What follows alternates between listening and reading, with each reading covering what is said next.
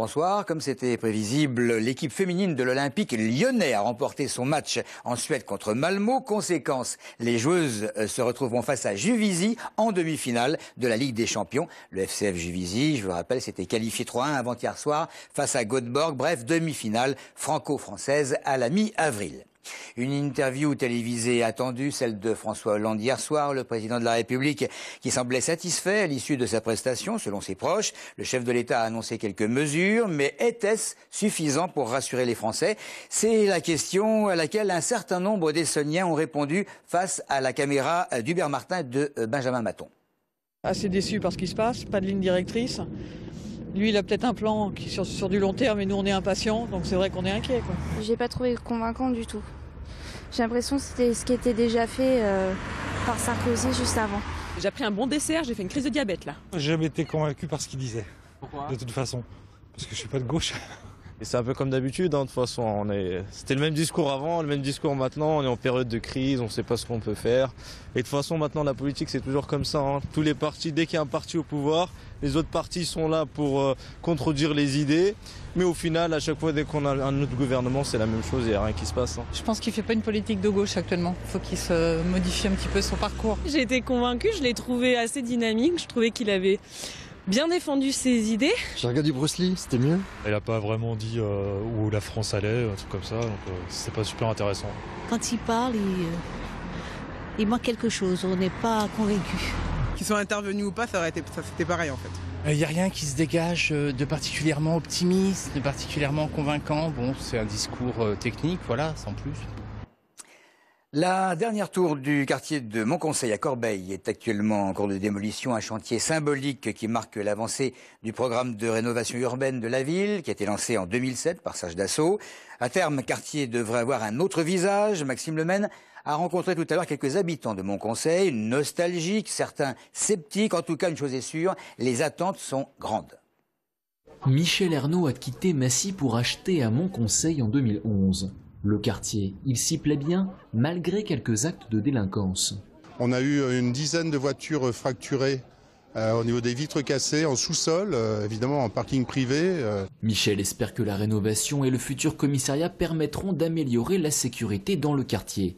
Mais à en croire certains, on ne peut pas uniquement compter sur la construction de logements neufs. Il faut associer ça à des actions sociales, humaines, faire en sorte qu'il y ait une bonne cohésion sociale, que tout le monde trouve ses repères et qu'on instaure des actions de citoyenneté et du vivre ensemble.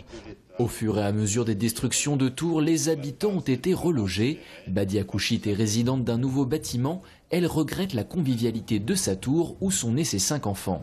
Quand c'était les tours, c'était facile. On prenait l'ascenseur, on montait, on prenait l'ascenseur et puis on allait voir chez le voisin et tout. Mais là, on nous a mis avec d'autres voisins qu'on ne connaît pas et puis ils sont retirés un peu. À terme, ce quartier avec son gymnase, son nouveau groupe scolaire, ses parcs et sa vidéosurveillance devraient satisfaire les attentes des habitants, les anciens comme les nouveaux. À noter que, comme dans toutes les opérations de ce type, la mixité sociale est favorisée. Il y a du logement social de type HLM pur, il y a de l'accession sociale à la propriété, et puis il y a du logement de propriétaires. D'après la mairie et l'Agence nationale pour la rénovation urbaine, en tout ce sont 246 millions d'euros qui ont été investis pour la rénovation du quartier de Montconseil. Georges Pau-Lanvelin, la ministre déléguée à la réussite éducative, vient d'instituer un comité de pilotage de la Journée nationale de la réussite éducative qui se déroulera le 15 mai prochain. Alors avant cette date, des visites thématiques sont programmées sur le terrain pour trouver la bonne méthodologie. La ministre s'était déplacée ce matin en Essonne, dans le collège Paul Fort de Courcouronnes, pour une journée sur le thème de la persévérance scolaire et la lutte contre l'échec scolaire.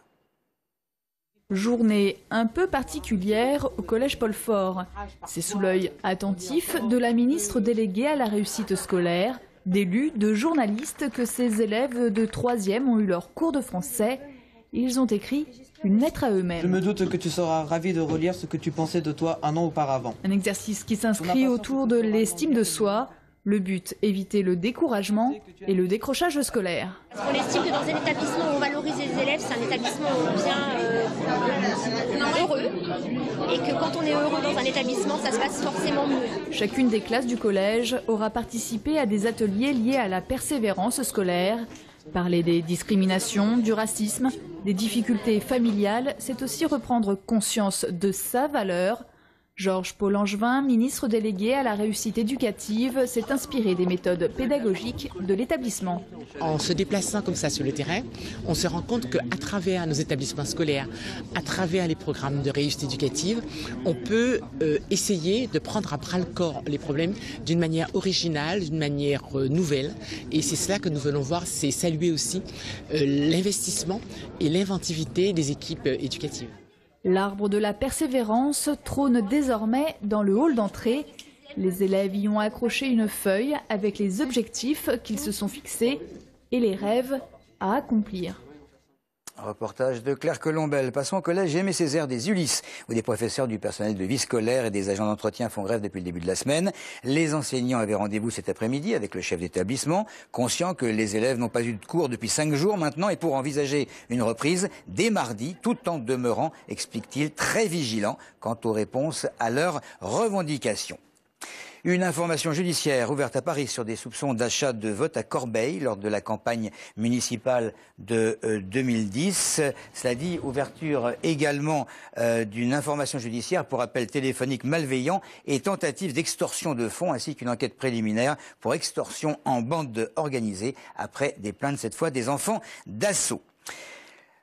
Ils avaient été 19 interpellés par la police à Grigny dans le cadre du coup de filet pour trouver les individus qui avaient attaqué le RER D à la mi-mars. Faute de preuves suffisantes, 7 d'entre eux ont été relâchés. Les 12 autres, tous connus des services de police, ont été déférés. Et puis, cette fois, dans le RER C, un homme d'une trentaine d'années a été mortellement blessé d'un coup de tesson de bouteille à la gorge. C'était hier soir dans le RER C, entre Paris et Choisy-le-Roi. Un suspect a été interpellé et un homme donc arrêté. Il semble avoir été hébergé auparavant dans un centre de rétention de délinquants situé à Sainte-Geneviève-des-Bois. 27 départements participent à l'opération Deuxième Ville, des balles de tennis usagées. Un camion, ces dernières heures, passait à la Ligue de l'Essonne de Sainte-Geneviève pour collecter les balles usagées. Une fois broyées, ces balles se transforment en tapis d'évolution. Tout au long de l'année, il faut savoir qu'on peut se rendre sur place pour les déposer à la Ligue. On va terminer par le sport, le foot. Tout est possible pour le l'ES Viry en CFA. En position de relégable dans leur championnat, les Essonniens se rendront demain à Avranches afin de remporter de précieux points en vue du maintien. À 10 journées de la fin, situation grave mais pas trop désespérée pour les footballeurs castelvirois. En CFA 2 de foot toujours, les clubs essonniens seront actifs ce week-end. Le FC Évry va recevoir l'équipe de Beauvais demain à 20h au stade des Bords de Seine. Match important pour le maintien, alors que dans le haut du tableau, Sainte-Geneviève se rendra en visite au Paris FC. Et dimanche, le club de Fleury-Mérogis recevra la réserve de Bastia. Le coup d'envoi du match, ce sera à 15h. Enfin, ne manquez pas la grande soirée de boxe de Massy qui aura lieu demain. C'est au centre Pierre de Coubertin. Au programme de cette soirée, les combats de Malik Bouziane, Gabriel Mapouka et Christophe Détinger. Cette soirée, elle est organisée à l'occasion du 50e anniversaire du ring de Massy. Voilà, c'est tout pour l'essentiel de l'info. N'oubliez surtout pas d'avancer vos montres d'1 heure dans la nuit de demain à dimanche. En attendant, bon week-end à tous.